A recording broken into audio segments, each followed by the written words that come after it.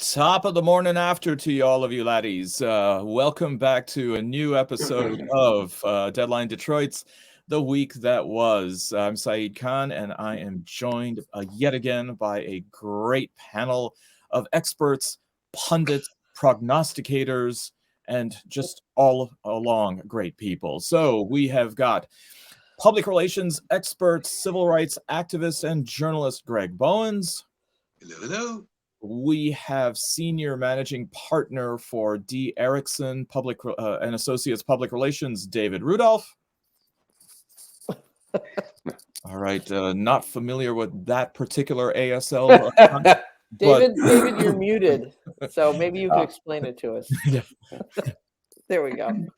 We have. I was like, Boogaloo Boys? I don't think so. We have attorney Tiffany Ellis. Morning. We have intrepid journalist Nancy Derringer. Oh, I wish I was more intrepid, but thanks. And I didn't say USS Intrepid, I just said intrepid. And we have editor-in-chief of Deadline Detroit, Allan Lengel. Hey. Thanks. Another very, very action-packed week. So let's go ahead and get started with an update on Ukraine. Vladimir Zelensky, the president of Ukraine, in fact, addressed Congress just earlier this week, imploring the United States to do more, invoked some very interesting historical tropes, in fact, mentioned 9/11 and mentioned Pearl Harbor. It seems that Zelensky does not use the same script everywhere he goes. In fact, he addressed the Bundestag in Germany by saying never again. And I think in the UK, he said to the Queen, what's wrong with your kids and all the divorces? But he certainly tailor-made it for the United States to try to increase and enhance the appeal. Do you think it worked? Do you think the United States is going to do any more? And with Biden calling Putin a war criminal, has that gone ahead and raised the temperature? I think his address to Congress was pretty powerful, and I think the video was very, very emotional to watch. That it was hard not to have a tear in your eye watching that. I think we're still seeing afterwards that the no-fly zone is still kind of not in play right at the moment. But I think if there were to be the use of chemicals, I think that might shift. The attitudes might change, but. Okay. Well, there were chemical weapons used in Syria. And Syria was not a nuclear power country. We did not enforce a no-fly zone there, in part because of Putin's patronage of Assad. Do you think that even that would cause a no-fly zone in the Ukraine? You know what? I think considering all that's going on with the decimation of the whole country, I think that might be a step too far to ignore.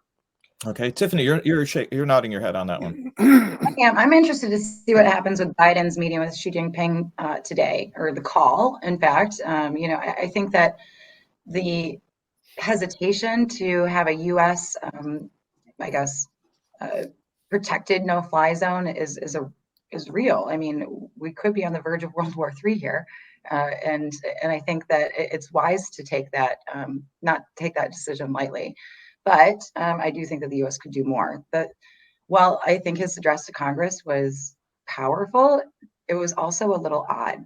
It was just like a pitch to Congress, and like the smiles and the applause and all of it. It felt, some of it just felt disingenuous from our elected officials. Well, apparently there was not unanimity as far as being moved by it. Congresswoman Marjorie Taylor Greene was apparently checking her phone, as was Congressman Madison Cawthorn. So it seems as though there's still some who are towing the line about the Ukraine being the evil force, and although not necessarily full-throatedly supporting Putin, giving him enough of a wide berth. Anyone?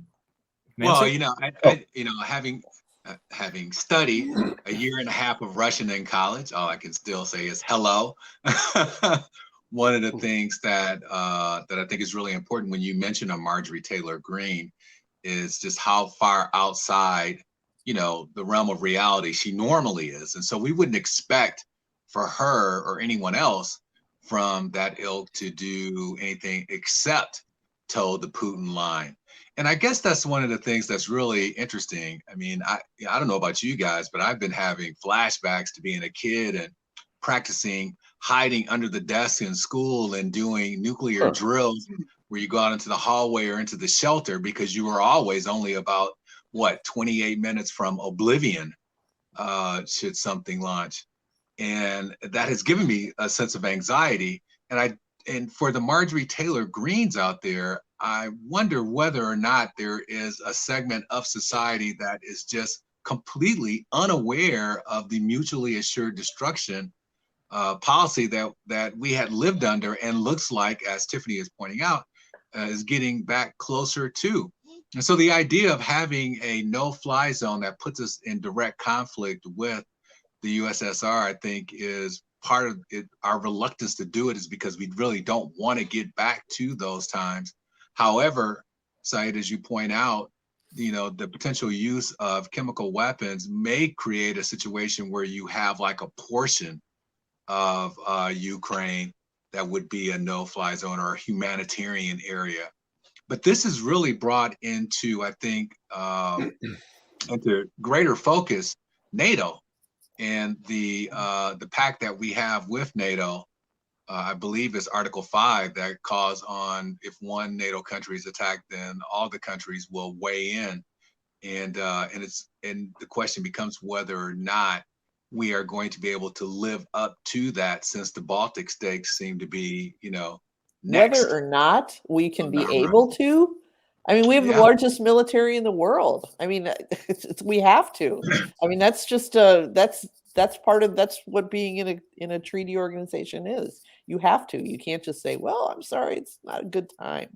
But according to it, though, according to the Article 5, though, Nancy, it's only triggered, and I know this might seem like a real loophole, and technicality, but if the country that is under threat, if it invokes Article 5.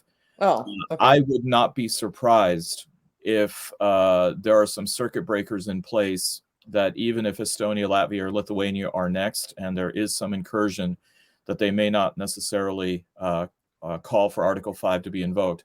I just don't see in a lot of Western countries that are part of NATO the stomach to go ahead and have to go all in. Yeah, true. Although the longer this war drags on, the more we're seeing that, once again, Ivan the Terrible Soldier. I mean, we have the Russian military is not what we have been fearing for all of these years. And I think morale is probably pretty low. I think the bloodlust to take over Ukraine within the troops within the Russian troop ranks is pretty low. I don't think we need to be too afraid of engaging with them with conventional weapons. The problem with a no-fly zone is it's effectively a declaration of war on nuclear power, and a nuclear power that is increasingly isolated and cornered and has nothing to lose. And so, I guess my bottom line would be send Ukraine all the conventional weapons they ask for and then some. Show them how to. I assume they know how to use them. They've had, they've improved their own military preparedness since the 2014 invasion, and just and let's take it on a day-by-day basis. So, David, I mean, even in the last 24 hours, Russia lost their main airborne commander, along with 4 other high-ranking military officers. And that's added to, I think, 4 or 5 generals that they've already lost in the last 3 weeks. At the same time, Putin was holding a major rally at a World Cup stadium in Moscow, reminiscent of what we've seen at MAGA rallies, and essentially saying, hey, we're winning this. We're bombing Lviv right now. We've taken out, or at least bombed some of the international airport there, which was instrumental in getting supplies and aid into the Ukraine. So it seems as though the messaging of this is murky. A lot of members of state television in media in Russia are quitting. How are people going to get to the bottom of what the truth is on this? Good luck in a communist country. This is indicative of what it looks like in an autocratic country. I mean, where state-sponsored sort of control of media is there, they are able to control the narrative and basically share what they want to share and say the things that they want to say. And so it is going to be extremely difficult, and then of course with Putin sort of continually to push the narrative about that this is the result of influence from the West. And this is par for the course for what you would see out of a country like this that really has a way of controlling the media. And so it's unfortunate, but I like the fact that at least that Putin that Zelensky is out here and he's trying to make that case. I mean, there's two things that actually struck me while watching that address. Tiffany alluded to it with it being awkward, and it was from the standpoint of I caught Zelensky sort of saying, and about these words, I have a dream, and then he leads into I have a wish, and as he went on to sort of talk about the four things that he's looking for, and I thought, out of all of what Congress is listening to, what are they going to pay attention to? Well, of course, we're not going to do a no-fly zone. Of course, it gets complicated with trying to give him additional weapon systems, in particular the planes that he's really talking about. And we can do all of the other surface-to-air type of things, which I think is correct. But the last thing, the third thing he asked for was tougher sanctions. And I think there's more to be done there. But if you caught at the end there, how we talked about there needed to be a new framework, a new system for protecting the world. It was definitely a pushback as to what he probably believes NATO is not doing, because he said suggesting that it was an old institution and a new institution needs to be created that does care about peace, that does care about humanitarian efforts. So he definitely is pushing into saying that, hey, the current partnership and what exists with NATO is not working for his country. Well, Tiffany, you mentioned the phone call with Xi Jinping, and I don't think there's a statement from the White House yet about the main points. I'm sure it's being developed as we're here on air. But the whole idea about American rhetoric that's directed toward China, and both by the government as well as by American media, about the need to threatening China with sanctions if it is seen as giving aid to Moscow. The problem, though, is it seems as though there's some really leaky seams here. India, for example, has announced that it's going to be buying Russian oil because it's going to be sold at a deep discount. And the Indians are saying, hey, anything for a discount. But then also the whole idea about accepting Russian rubles instead of the dollar, which is the currency for oil. Pakistan has announced that it will buy Russian energy as well as wheat. Allegations that 14 private jets of Russian oligarchs landed in Tel Aviv, seemingly frustrating some of the sanctions. Is this a reality check about American influence when it comes to its allies, and an issue of consistency that how then can the U.S. stand up to China? Well, there's a lot there. Saeed, but, that's a long question. Yes. I let you off. I took a break. Question. I do think it's a reality check, but not just on the United States, but on the global institutions that were born out of the last time we found ourselves in a worldwide global crisis. And we set these institutions up like NATO, some of the Security Council, and others to try to preserve, I guess, the status quo and to bridge gaps in communications between these great powers of the world. And now I think what we're seeing is that it's not really working when it comes down to, a real crisis. These tools that we thought were there to help us avoid these things are proving to be not necessarily useless, but they're not able to work quickly enough or effectively enough really stop damage and from this democracy being invaded and destroyed. I think it's interesting about the oligarchs. There was Haaretz, one of the Israeli newspapers, was reporting that one of the Jewish oligarchs in London was saying he can't go anywhere. He can't go to Israel because they've frozen all my money. My credit cards don't work. And he says, if you think we have, if you think that we have influence over Putin, you're mistaken. We can't get him. And some of the oligarchs have come out and said the war is not a good thing, but they say we don't really have influence over this guy. Basically, I mean, look, he has lost whatever the real number may be. If it's 10,000 troops or 8,000 troops, it's a lot of troops to lose and a lot of equipment to lose. He's got to salvage this in some way. In the end, the Ukrainians are going to win, but is that going to be in a month? Is that going to be in a year? Is that going to be in 2 years? Anytime. Look, the Russians the soldiers itself have no stake in this whole thing. It's not their country. When Israel has survived because it is, the people are fighting together for its survival in the same way that the Ukrainians are fighting for its survival. And the country may be decimated, but in the end, Russia's gonna leave at some point. It's going to be their Iraq, in other words. Yeah. Or their Afghanistan, or Allan, I can't believe you don't have more empathy for a guy who's frozen and can't access not one but two super yachts. Yes, the Shanda. How would Oscar Wilde put it? To have one super yacht impounded would be seen as a misfortune. To have two would be seen as reckless. That's a tragedy. It's a total tragedy. Yeah. But I'm reminded of the last scene, or the one of the final scenes in Godfather 2, when Hyman Roth is trying to immigrate to Israel, and he's like, I just want to live out my life as a Jew in the state of Israel, and of course he gets shot in the stomach. Well, Spoiler alert.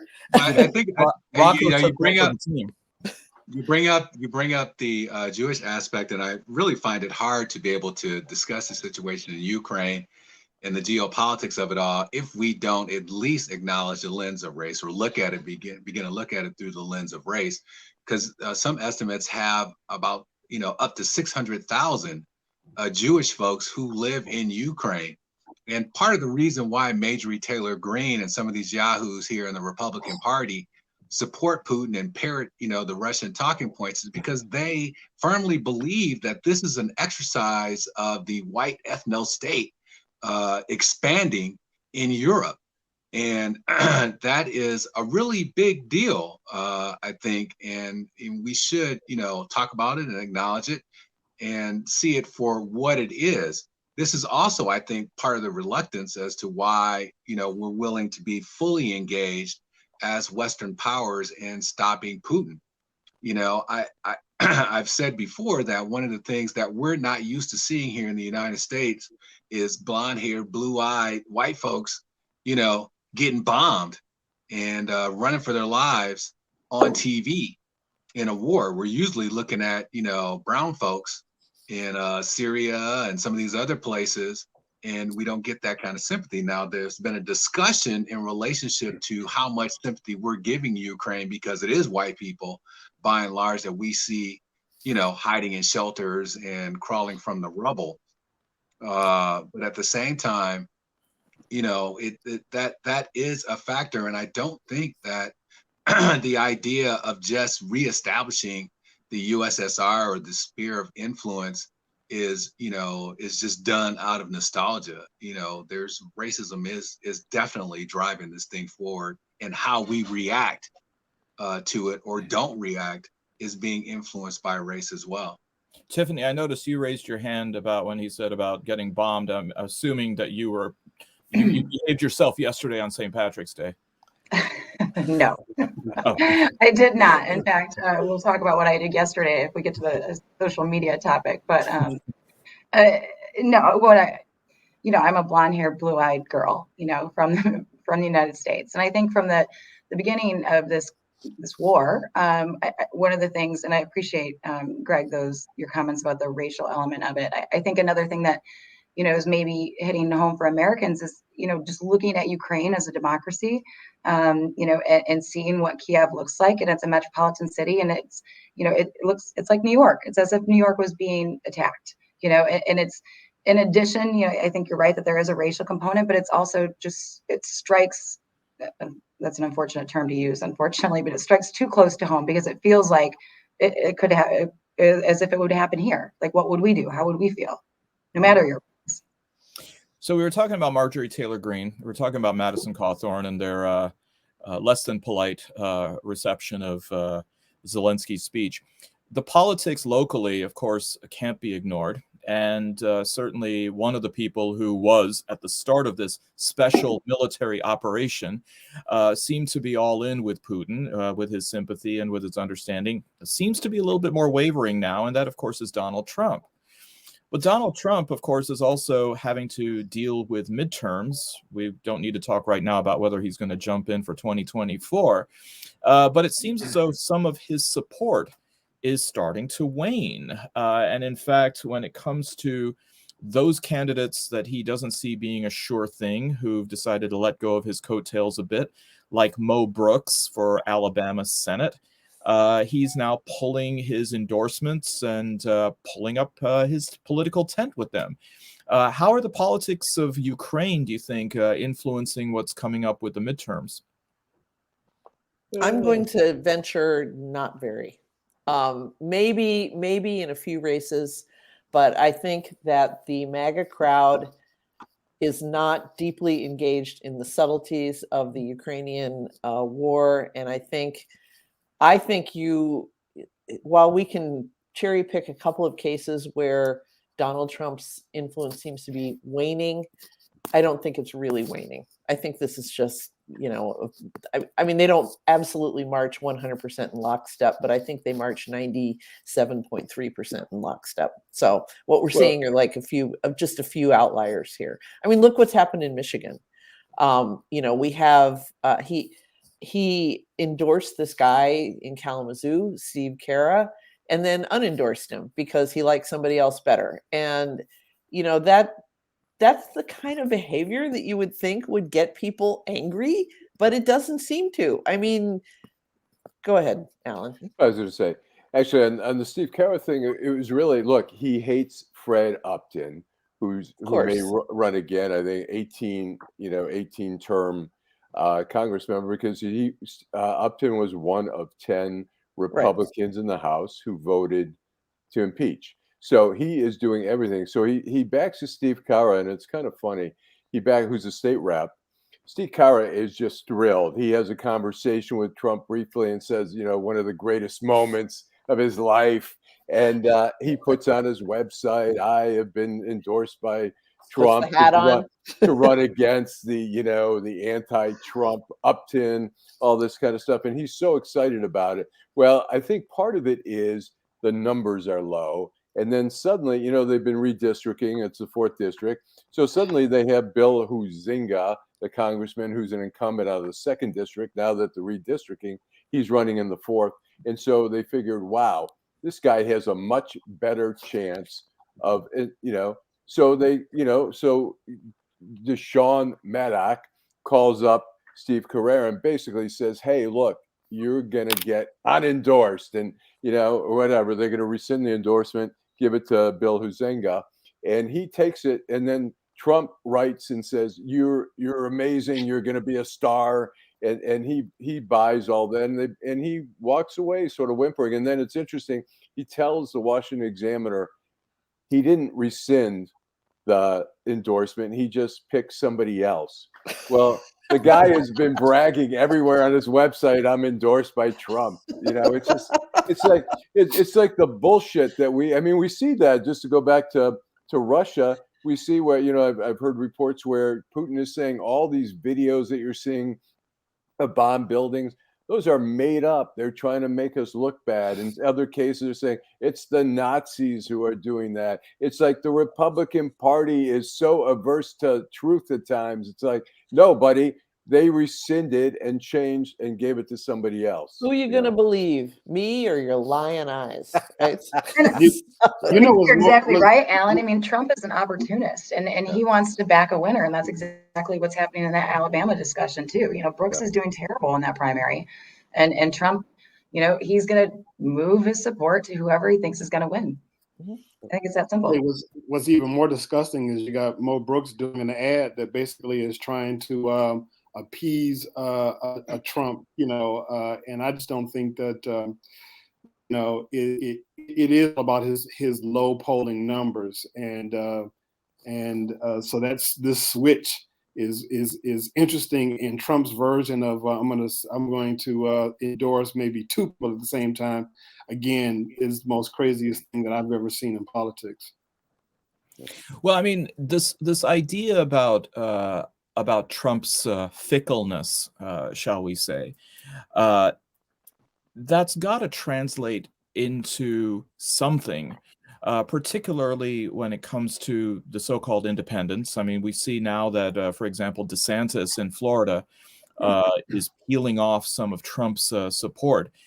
Is it going to come down to then some of the efforts that the Republicans are making in various states to make it a bit more difficult to vote when it comes to also challenging some of the election results? I mean, is this more of a concerted effort of a few different strategies that they're using? Look, it's going to be harder when they, you know, when they put, particularly in the big cities, the less time that you afforded voters to get to the polls, the longer the lines, the more frustrated people are going to get. It's targeted at urban centers where there's a density of population there. So the answer is yes. That's one of the strategies, I think. Mm-hmm. So just an update while we are live, just to show people that we are live. One of the results of the call between Chinese Premier Xi Jinping and President Joe Biden is that Xi has come out and said that the Ukraine war is in no one's interest. So that seems like pretty strong. I'm sure that some will claim victory that we stood down Beijing and it was Xi that flinched. Are we taking that as a China is not going to back Russia in any way, shape, or form? Is that what that? Well, you know, in this great game of Peking duck, or you know, chicken, this is who flinched first. I mean, you could say that, but you know, China knows they got the bull by the horns when it comes to Americans, because while we're willing to sacrifice, you know, a couple of pennies on gas because we think it's going to be short term, this war, you know, I think people are going to be way more reluctant to give up going to Target and buying cheap stuff made in China.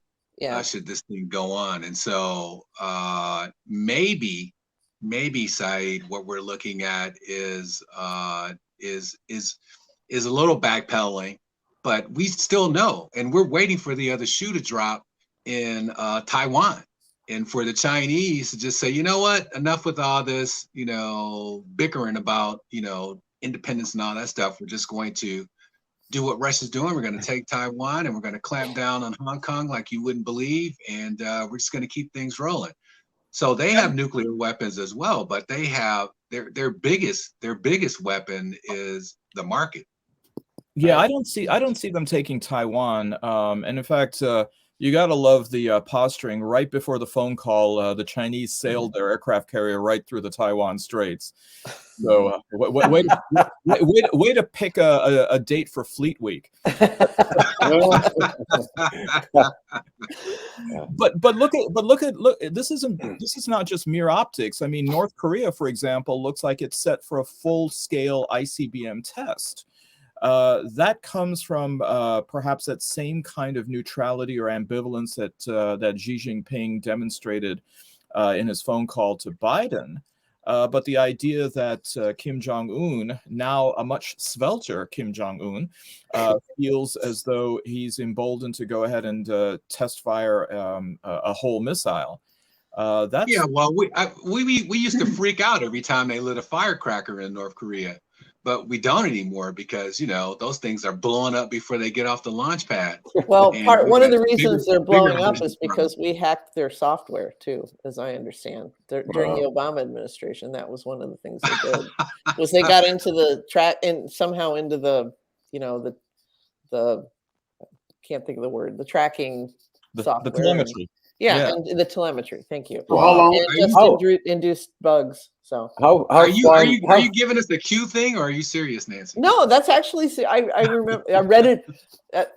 If I can dust off one of my favorite lines from Dr. Strangelove, our source was the New York Times. So I know I read it in the paper of record. So yeah. I would think how fun of a job would that be to have a hacking job where you could do that and then see the results and go, yes. I don't know, Allan. Why don't you ask Dennis Rodman? Yeah. Basketball politics. I knew there was a reason why he that he went in there. But no, I think the technology. How long is it going to take before? I'm sorry? How long is it going to take before you get the MAGA crowd who says that none of this would be happening if Trump was still in office? Oh, But I'm in sure. fact, God. We'd all be dead by now if Trump was still. You know what? Also, because they wouldn't have to do this because Trump would have gotten rid of NATO. They would have pulled out of NATO, and which is what Putin has wanted, and he expressed that. Trump said in 2020, we're going to pull out of NATO. So, dream come true. I mean, that was why Putin was backing him so strong. If he would, you guys don't really accept Putin's, excuse that NATO was too much of a threat and that Ukraine was thinking about getting. I mean, he doesn't care about that. He's all about money and power and no, he cares about. I think he's reclaiming previous glory. I mean, but I do wonder. I think I have thought a few times, like, what if Hillary was here? Like, what if Hillary was president? Like Putin was so involved in that election. Well, Bill was the one who imposed no-fly zones in and over Iraq, but of course there were no nukes. Iraq doesn't have a nuclear program. Yeah, and we already had air superiority to begin with. But can you imagine? I mean, if Trump was in office, Putin would have accomplished something that neither Stalin nor any Ottoman Sultan was able to do, and that's take Vienna. So. I'm sorry. This is where my historian geekdom. I think I thought this was we're probably sitting like the students in your class going. You mean with the same glazed look on your face, Greg? Right, yeah. Exactly. Like, is this going to be on the test? Actually, getting back to Russian oligarchs, and this is my appeal to all of you who are listening and watching Deadline Detroit and the week that was. If you help us monetize, we could actually buy the Chelsea Football Club from Roman Abramovich. We are about $2 billion short of our goal because the asking price is, of course, $2 billion. So make that call now. In rubles? Is it $2 billion in rubles? I'm ready to do a 24-minute telethon. Why not? So bringing it back a bit closer to the United States, California is looking to pass legislation, a tech bill, which would be perhaps the equivalent of Michigan's Dram Shop Act, which would hold tech firms liable for any kind of social media addiction that children might have. How well do you think this will go when you have to figure out how to wean your kid off Facebook and find whatever's the methadone equivalent? So you are definitely over 30. Kids aren't on Facebook. No, they really aren't. Right, Allan or Greg, they're not at all. I regretted it, Greg, the moment it flew out of my mouth. Hey, as a dad I have a 15-year-old, and my daughter is, and she's a TikToker all day long. And trust me, I feel like addiction is a really good word, and I'm trying to find a way to get her off of it. It's a powerful tool that locks in, and I've gone on the platform, and I just think it's kind of stupid, but Right. I see on Facebook. On Facebook, they have a lot of those TikToks, and I have to say, I'm fascinated with the guy who trains alligators. Have you seen that? It's insane. It may be silly, but it's dangerous.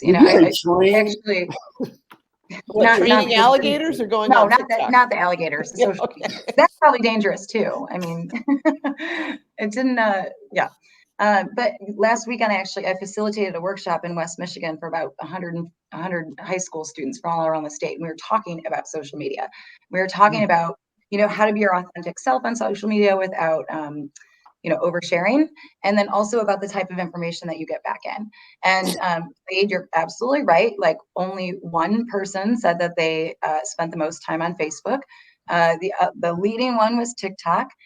Second was Snapchat, and everything kind of went down from there. But when I was talking to these kids about like filter bubbles and what the algorithms actually do, and selecting content that you are shown through these social media apps, like, they haven't been taught this, like, at all. Like, when I asked them what an echo chamber was and if they had ever heard of it, I think there was like less than a handful of hands that went up in the room. And so, I think that this is a serious issue in our society because, one, it's where people are getting their news, and kids, and they're not being educated about it in our public schools, or any schools for that matter. I don't know that this law is the right way to do it, but I appreciate that it's adding something to the discussion, and we're trying to figure it out, because these companies are running a social experiment on our children. Yes. And then they're profiting off of it, and it's not okay. They're making huge profits off of it. And you're right. And I mean, all of this is bringing back my PTSD of having a younger kid in the house, because I feel what David's saying. It was, it's just impossible.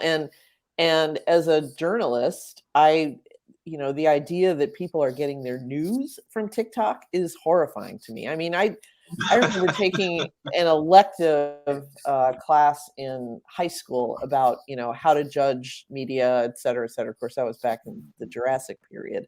But I think the horse has left the barn. We can't, how do you hold a tech firm responsible for somebody's child's media use? I mean, that all they have to say is, well, why don't you pull the plug on, change the Wi-Fi password, take their phone away, do all these, be a parent. That was the standard response back when it was, in my house.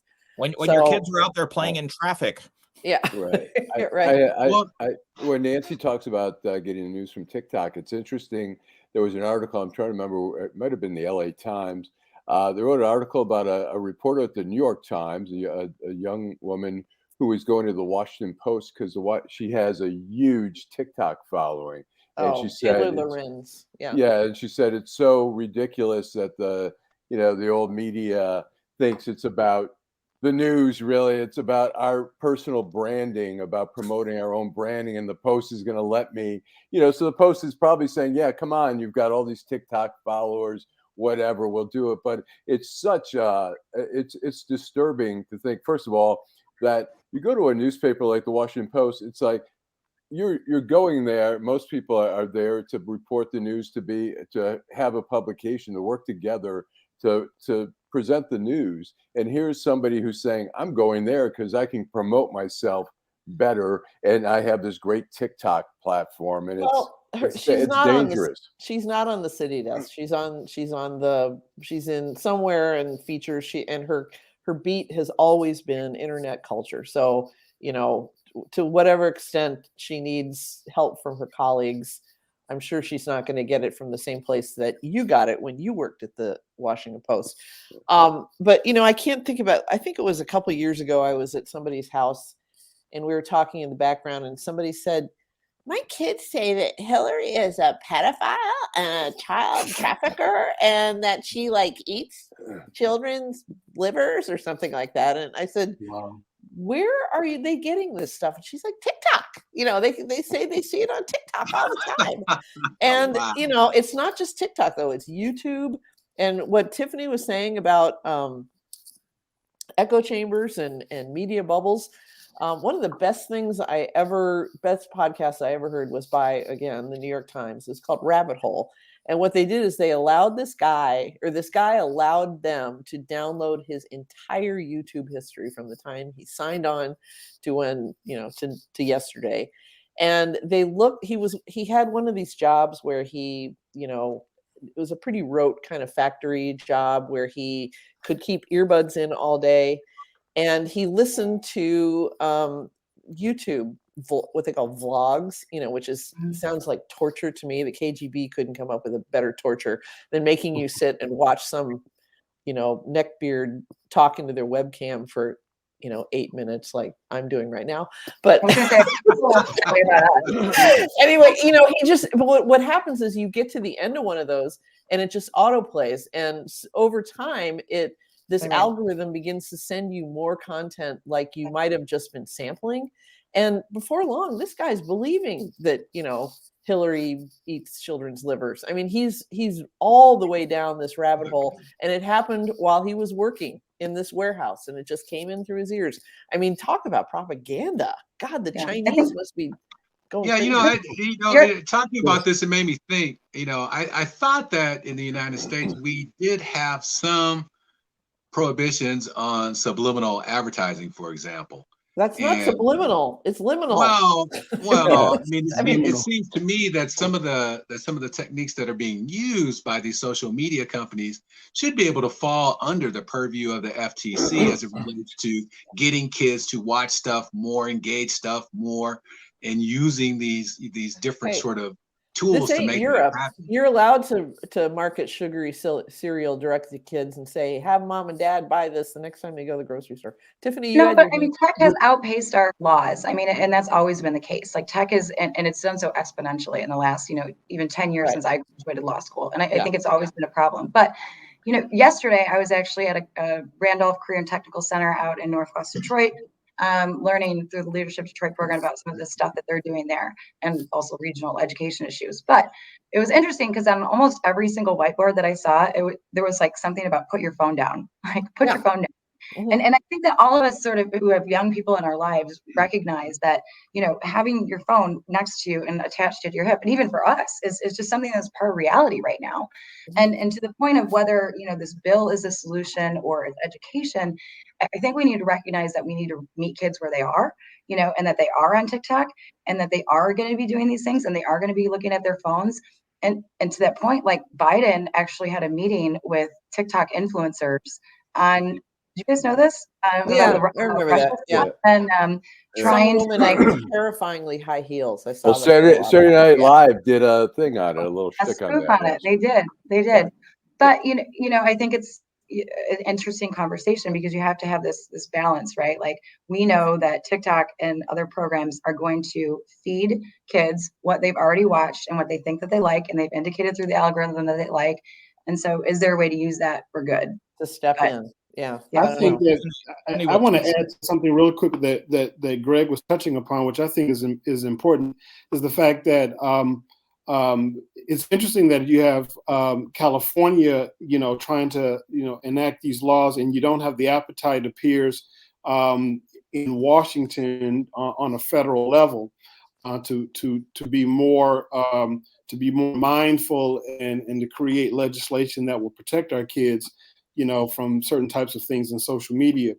And I find it also ironic that you have, that these companies are also based in Silicon Valley, which is also in California. So it's just interesting the fact that maybe, in fact, if this were to catch fire across state legislatures, maybe in the same way that people are investing all this time to limit our vote in states, that in fact that there should be more concentrated effort into finding a way to wrangle the big tech companies, because of this. If Congress is not, they're willing to do hearings, but not anything else beyond that.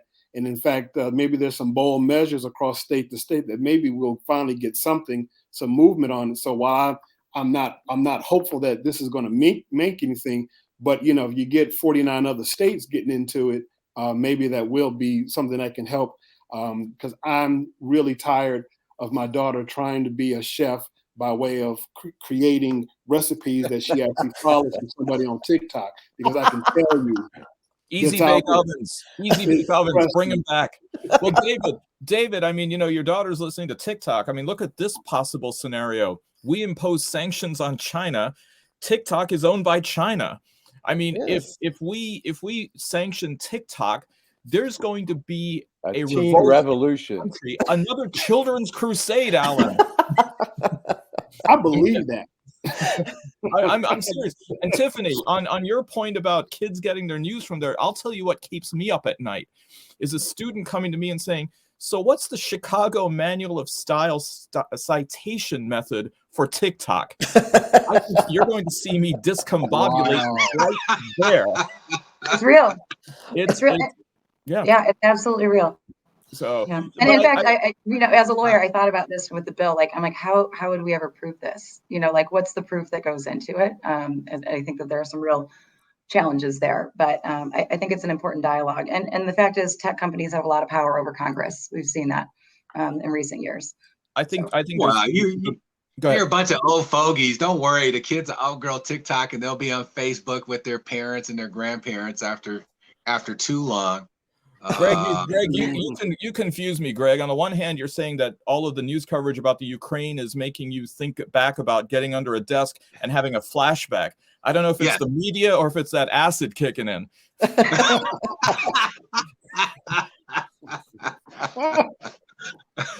So now we're talking. I don't do acid. Not that you remember, but we're talking here about agency, and we're talking about personal responsibility. But then we're also talking about how others come into the issue of liability, and it reminds me of something that Nancy posted this week about a young man who was finally found in the Red Cedar River in East Lansing at MSU, apparently from back in the fall. A young man by the name of Brandon Santo, and the autopsy just came back in that his blood alcohol level was, I think, 0.22. So what is that? Surprised they could even tell after that. I mean, after being in the river for 2.5 months. But yeah. So I mean, it brings yet again, unfortunately, the whole notion of binge drinking and the culture around it. I think he was only 18 years old, maybe 19. He was a freshman visiting MSU for a football game last fall. So Nancy, why don't you kick it off, because I know that you wrote a really poignant post about it. Well, I just wish that we could have an honest conversation. I mean, I went to college. You all went to college. Saeed, you're a Muslim. Maybe this didn't apply to you, but I mean, everybody drank. Much you don't know. Yeah. Everybody drank to way excess, in college. And if you're lucky, you start to get a handle on it by the time you get, maybe past sophomore year, et cetera. But I went to college, 40 some years ago. And it certainly was going on then, but I really do believe that there has been a culture shift between that time and now, in which drinking a lot is not just the way to socialize with your friends in college, but the actual point of socializing. That this sort of binge, and by binge drinking, I don't mean like the standard, whatever the measure is now, 5 drinks in a night, which is ridiculous. I mean, these kids go way past that. It's like super binge drinking. And I just wish we could have a discussion about that and get past that, because it is what is driving these kinds of, tragedies, which is this, this poor kid just fell into the river somehow. Now I have to add, for my friend Lynn, who I had a long conversation with this yesterday at a St. Patrick's Day gathering. I was on 1 beer, which is that there's a fence there. There should be a fence. Was that 1 beer, 10 liters? No. I was being very good last night. I was riding my bicycle, so I was being very good. But the point is, there's apparently that where they think he probably went into the river, and of course nobody knows. She said there needed to be a fence there. It was the kind of thing that somebody who was not familiar with the campus and was drunk could have easily, messed up and fallen in. However, that said, every year on an American college campus, some kid dies in some sort of drinking related accident. And I did a project on this a few years ago when I worked for another publication, and, the stories were unbelievable. I mean, at one point during I think it was the Michigan State, I forget who they were playing, but during some football weekend in the summer or in the fall, there was a code yellow in the emergency room at Sparrow Hospital which meant that they would only take the most serious cases. If you had a broken ankle, you had to go somewhere else. If you had a heart attack or stroke, you could come in. But the reason they had a code yellow is because the emergency room was full of super drunk kids who like were in danger of hurting themselves. You know, they were throwing up, they were passing out. You know, it was just, I mean, it's terrible. And I wish we could talk about that. Allan. I don't know. When they start taking drunk kids to the hospital, I mean, don't you just like throw them on the couch and let them sleep it off? Well, you know what? They did. They did that with one of these with a girl at MSU the year that we wrote that story. And you know what happened to her? She died. She was like, she had somebody put her on the couch with a bucket next to her. They asphyxiate. This is what happened to John Bonham, the drummer for Led Zeppelin. She didn't do the vomiting and aspirating vomit. She actually died of flat out alcohol poisoning. Her blood alcohol was 0.4 something. She was this tiny little freshman from China, you know, and she's, you know, pounding tequila. It's like, you can't do that. Lengel, you were going to say something. I was going to say at Michigan State, way back, one of my roommates, every game day, he would start out about 10 a.m. with literally, he'd buy a case of beer and he'd work his way through the whole case throughout the day. And if he had a bag of weed left, he'd smoke that. I mean, the games are also in the, you know, particularly the big festive weekends when they're the big rivalries. It's so crazy. It's just one massive party. But can I just point out one thing here? You said he started with a case of beer. Okay, now today it's not so much beer. Now it's like vodka shots, or it's Jello shots, or it's some kind of much harder liquor. I mean, beer was kind of what people drank when I was in college too. It was, you know, it was what you could afford. But now they called it mead back then, Nancy. Yeah, people are buying. I mean, yeah, mead. People are buying like half gallons of hard liquor on game day, and you know, and you have kids that again, they start early, and you know, and by the time night falls, they're either, you know, they're in a position to really hurt themselves. It's David, really, I mean, this problem is really pushed, I think, continually. I remember I went to Michigan State, and you know, and drinking,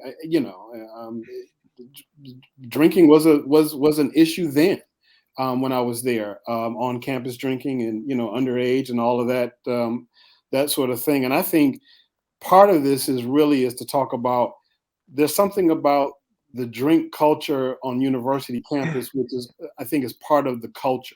Like, and somehow or another, going to college, having that, like, you know, you study hard, and the play hard aspect of it is, you know, that case that, you know, get the bomb, get this, whatever. So there's a far extreme to that. And I think I make the connection that there's some sort of rite of passage that as soon as you hit college, all of a sudden you're supposed to have, you know, red cups, and you're supposed to explore your tolerance levels, and or push past your tolerance levels and all of that. And it's worse now because we haven't even talked about the, you know, the cannabis issues, the gummies, this, that, whatever. There's so many other things that, you know, that you're able to find your high. And it's more than that. And it really, this touched me, and because, I mean, that's my alma mater, but, you know, as I was thinking, there's plenty of times that I've walked down, you know, along the Red Cedar, I was trying to think of where exactly did this happen? Because I was saying, you know, the path and the water, I mean, there's a bit of, you know, you have like a thicket of you have to find your way into that river. I mean, you know, it's not like you just misstep. I mean, you'd have to take, you know, I had to take my friend's yards word for misstep. Right. She has a freshman there, and she was showing me. But you talked about, like, as soon as you get there, it's interesting that the data shows that the most hazardous time for alcohol-related injuries is the first semester of freshman year. And it's because kids are like let off of leashes, and they just, you know, they come roaring out of the gates like yearling horses when they're turned out in a pasture. That's when they really hurt themselves and often have to be put down. But it's terrible. And, you know, and the kinds of things that happen are so preventable. You know, one kid at the year that we did this story, one kid at CMU walked into a pond. He got lost and he wandered into some garden, some, you know, like public garden, and just stepped into a pond, drowned. Another girl, then there was the U girl who was 0.4. And then there was this one guy at in Ann Arbor, in case anybody is thinking that U of M kids are smarter than this, who somehow got access to a door that led him up to the roof of the Nichols Arcade. Now, if you've ever been there, that has a glass roof. It's a glassed in, promenade there. And he's fucking around on top of that glass, and and he comes through it. It's like a two floor drop to a hard floor. He was, I remember that. toast. Yeah. 0.2. So yeah, I mean, I think the issue is bigger than just college campuses, though. I mean, I live in town, and You're right. That joke about people being bombed. It wasn't me, but there were a lot of people bombed. It's part of culture. Look at Hoda and Jenna Bush drinking wine on the Today Show every morning. And when we talk about race, it's a bigger thing, and I hate to keep coming back to this. It's like it needs to be a part of our education system. And when we're talking about colleges specifically, I'll just share one story. I went to the University of Missouri. And as a freshman there, state school, whatever, it wasn't one of the top, party schools necessarily, but it has a big Greek system. And my freshman year was the year before the campus was set to go dry. The board had voted on a dry campus. And so the first semester of my college career was spent at times, I'm not going to say how many, but at times going to parties that were off campus, that were hosted by fraternities and sororities, that were meant to teach the administration a lesson about what was going to happen if they tried to crack down on drinking at the university. We'll show you. Yeah. And I mean, there were 3,000 kids, that were on buses out to like some podunk place in the middle of, Missouri country land and just drinking a lot. Yeah. And so there's not a simple solution to it, but I think it's something that does need to be addressed long before kids get to college. Well, when you're talking one about of the things I think that really should happen is, I think in some ways, in order to change the culture, we really need to go back and reevaluate how we're doing this. It used to be a time when the drinking age, I remember here in Michigan, it was like, 18 or something like that. And so you made it 21 and you put it off limits, and people don't know how to drink. So they get, to these places, and they overdo it, and they're trashed. And our Puritan sort of bent, I think, ruins us or hurts us more in the end than it does actually help us. So I don't think we hear about these issues in Paris, So am I hearing that you're advocating for Sharia law? I'm advocating for. We're just going to get rid of the. It's that 15% Scottish blood in me. I'm saying lower the drinking age so you can teach these kids how to drink. Well, you don't have to lower it. They figure out a way to get it anyway. It's easier for them to get. It's easier for them to get alcohol than weed, I think. Easier for them to get alcohol than Sudafed. Yeah. Yeah. Right. Well, I mean, I don't know, David, you might have memories of this, or Tiff, but I certainly do. I know we're running low on paying the wino outside the store to go in and get you a 40 or some Mad Dog, in high school. Can I make one more point before we move on? I know we have to move on. We're running late, but when I was on the campus of the University of Michigan reporting that story, we went over on a beautiful September, perfect fall day for a football weekend, game day.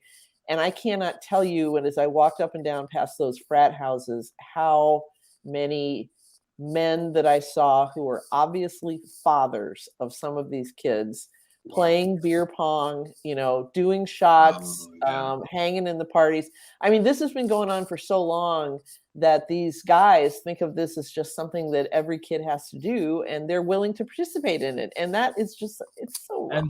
And there's movies about that. I mean, Old School. Yeah, exactly. That's what they looked like. These balding guys with pot bellies, standing there playing beer pong. And I can just tell that all they're thinking about is if they can grab some sorority ass later on. But anyway. Well, Nancy, have you ever been to the Dally in the Alley? Come on. I'm pretty sure that I'm pretty sure that Putin and Xi Jinping must be shivering in their boots, because the culture goes beyond that. I was reading about how over spring break a bunch of West Point cadets in Florida ended up in the hospital for actually fentanyl poisoning in their alcohol. No, it was in their cocaine. Oh, it was in their cocaine. Yes, yes. They were snorting coke that had been cut with fentanyl. which of course gives Chi-Chi get the yayo a whole different meaning. Yeah, So, exactly. so it looks like we lost Allan. I think we did. He probably tried to push a button and accidentally And he zapped himself. Yeah, I don't know. I have no idea. I'm Well, away. why don't we move on to? I mean, we're not going to hear the whole sound, but I'll try to bring the quivering echo. It is now time for Schmuck of the Week. Schmuck of the Week. Okay. Schmuck of the Week. Who's got one for us? I got one. I'll Okay. go first. All right. My schmuck this week, since we already talked about Zelensky's address to Congress, is a gentleman by the name of Peter Schiff, who is a economist and, kind of, it looks like he's kind of a blowhard, who tweeted after his address, "I understand times are hard, but doesn't the president of Ukraine own a suit? I don't have much respect for current members of the U.S. Congress either, but I still wouldn't address them wearing a T-shirt. I wouldn't want to disrespect the institution of the United States."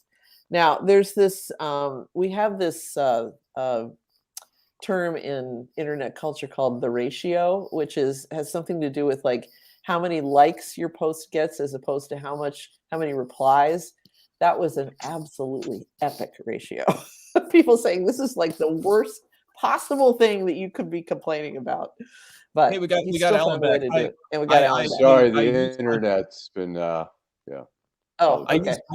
I use my own voice, but if you want to go ahead and cue it again, just for those who we don't need to do that. Okay. Well, I mean, the point about the T-shirt is interesting, Nancy, because the person who has decided to emulate Zelensky's fashion sense is none other than Emmanuel Macron, who wants to show himself with a 5 o'clock shadow.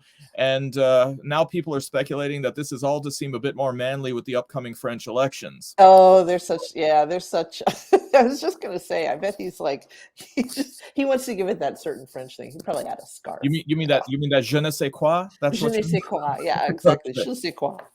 David, you've got one. Yeah, I almost have 1.5, but I'm gonna go for the low hanging fruit on this one. Can I stop you 1 second, David? And now it's time for Deadline Detroit's nominees for Schmuck of the Week. Oh boy. Was that necessary? I think so. I've been waiting the whole show for it. I was in the wrong key. I'm sorry. I apologize. So my low hanging fruit schmuck of the week. I'm gonna go with our very own Attorney General Dana Nessel. Coming off of our conversation about alcohol abuse, I would just rather, if she's going to drink, just take her phone. No tweeting.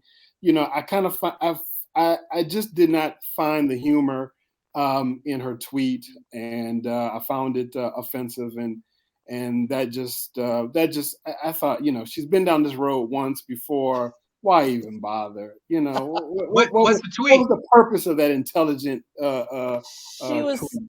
She was taking a shot of Jameson at the St. Patrick's Day parade. Yeah. So what's wrong with that? You tweeted it, and then tweeted it. Yeah, with her like. Well, is this in the aftermath of like her allegedly passed out at a football game earlier? Yeah, she's a little. Saved all of that. That was after having a Nappuccino. Yeah. Well, Nancy has a story about Dana Nessel. You were talking about. Story? Oh, let's hear it. About not caring that.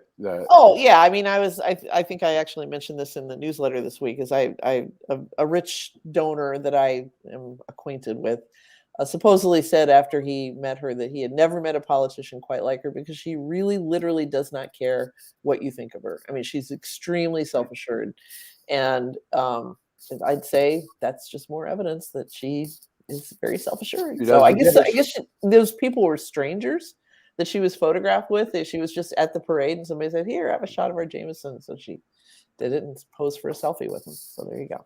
I think that makes her real. Just a regular Joe, Well, a lot of people do. So okay, who's next? Tiffany? Well, Nancy stole mine, so Oh, I'm sorry. it's just that guy's extra schmucky. That's all. Okay. Okay. All right. I'll just second Nancy's schmuck. How about that? We can have a double. Okay. Yeah. Greg That's or why I Alan? always bring two in case I I can. know. Lesson Always learned. bring an extra schmuck. Go ahead, Alan or Greg. All right, Greg. Sure. My Schmuck of the Week is a familiar face to the Schmuck Hall of Fame. Tucker Carlson, who feigns being hurt for being called out for being a Putin apologist, Russian disinformation TV show that's shown in Russia. And now he's mad because Republicans are calling him out and saying that he's basically a traitor, you know? He's just out there parroting lines from Putin, you know, that he gets, you know, directly, and Tucker Carlson is all, you know, incensed. How dare us? How dare we call out his patriotism, you know, on his baloney show and the stuff that he's doing. So that's my schmuck. I not that I watch it. I think I've watched like 30 seconds of it, and that's all I can take. And 20 seconds of that is a commercial. Yeah. I don't know. But this guy is just leading people, you know, down a road of disinformation and false information and narcissism and racism and sexism and all the isms you can come up with without batting That's an his eye. viewership. So there you go. There you go. Well, he's big in Moscow. They're actually they actually broadcast his rantings from there. So, Alan. I'm going to pick Perry Johnson, one of the gubernatorial candidates. Just he went down to Mar-a-Lago to attend the Matt DePerno fundraiser, where people got to pose for, I can't remember how much money they were charging if you pose with Trump. You got the guy is begging for an endorsement. He's buying in, and the thing is, all of them have to get on their knees and tell Trump that yes, the election was stolen, which is really, I think, is detrimental. But you know, for the primary, they don't care. They just they're just scrapping for that thing. He's I mean, it's Mad interesting. King. Yeah, it's interesting. Yeah. I mean, to his credit, James Craig has not come out publicly and said, yes, I believe that, you know, the election was stolen, and he therefore will not be getting the endorsement. And these other clowns, Kevin Rinke or Perry Johnson, you know, whoever, they're going to try to get it. So. All right. So Tiffany, for you, I'm going to go ahead and I've got two schmucks. So thank you for sharing this. In honor of you, or dedicated to you, would you like the dentist or the mercenary? I'll go with this. Feels like wait, don't tell me. I'll go with the dentist. This is going to be in proxy for Tiffany's schmuck of the week. Scott Charmoli of Jackson, Wisconsin. He is a dentist who apparently now faces up to 10 years in prison for over 5 counts of healthcare fraud. What did he do, you may ask? He drilled into and broke the teeth of his patients just so that he could then fix the damage and bill them. Oh God, that's like Marathon Man. Jeez. Or Little Shop of Horrors. So 2014, $1.4 million for 434 crowns. The following year, $2.5 million for 1,000 crowns. Wow. So if you're going to the dentist this weekend, kids, beware. Yeah. I hope no kids listen to that, because that would cause the fear of the dentist. Well, we'll check with David if he shows up on TikTok for his daughter. Right.